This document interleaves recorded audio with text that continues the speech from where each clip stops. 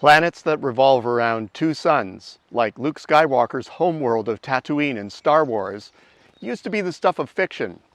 Then in 2011, NASA's Kepler mission discovered Kepler 16-b, a true circumbinary planet. If we could stand on its cold surface, we would see two sunrises every day. Now, for most of our modern history, Canada's trade has revolved around one star, the United States. But the world is shifting. There's an emerging star that's competing for our orbit. Shifting to fit this new reality is a radical but necessary transformation. Are we up for it?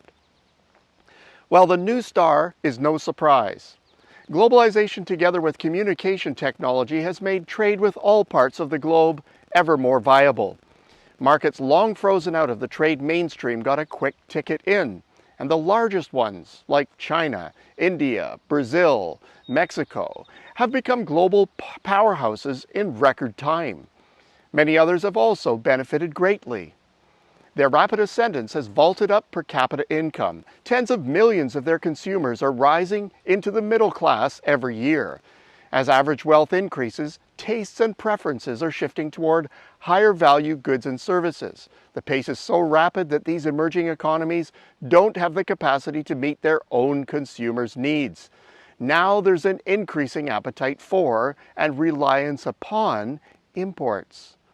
Developed nations have long since realized this and have positioned themselves to capitalize on the trend, and they haven't been disappointed. As risky as these new and less familiar markets may be, the returns are phenomenal. What's more, the opportunity isn't drying up anytime soon. Long-term forecasts show that among most emerging economies, there's plenty of growth for decades to come. Canada has benefited from this megatrend. China has in relatively short order catapulted to our #2 export destination, zooming past every one of our traditional European customers with relative ease. India is on the same trajectory, currently 9th overall in Canada's merchandise export rankings. That sounds like we're in the game, that the orbital shift is happening. In actual fact, it's quite slow. The exports we send to emerging markets are pretty concentrated in a few industries. Moreover, China accounts for only 5% of Canadian exports, India not even 1%. In planetary terms, the shift is barely perceptible. Others are much further along. In percentage terms, the European Union ships twice Canada's share of its exports to China. A decades-old policy shift in Australia now has it shipping more than 30% of its exports to China, and it also has a growing and sizable business with India and other parts of Asia. Likewise, New Zealand ships 23% of its exports to China. In spite of having a considerably larger industrial base, we here in Canada, we fall shy of both of these economies' reach into the emerging market juggernaut. Multiple reasons are given for Canada's reticence.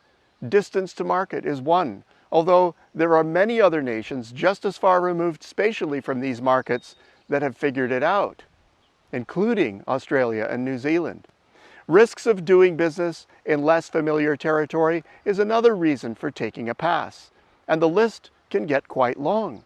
Funny, for the most part, these risks aren't unique to Canada, and others have found enough mitigants that they have forged ahead and won big business. Canadian firms that have cracked the code are likewise prospering. Now, what is often less discussed are the risks of not doing this fast-growing emerging market business. Scale is a prime driver of business efficiency, now more than ever. Smaller scale operations are simply finding it harder to compete in global trade. But it's hard to achieve that scale without bringing emerging economies into the mix. More than ever, getting into these markets' orbit is not just a nice to have, it's a must do. The bottom line? Orbits like our current trade patterns are familiar, predictable, regular, and safe. Disrupting them is always chaotic. It throws off the rhythm, gets out of the safe zone, and provides no guarantees. But if a new orbit is the new reality, then fighting it could have even more dire consequences, not the least of which would be failing to discover new worlds of activity and adventure.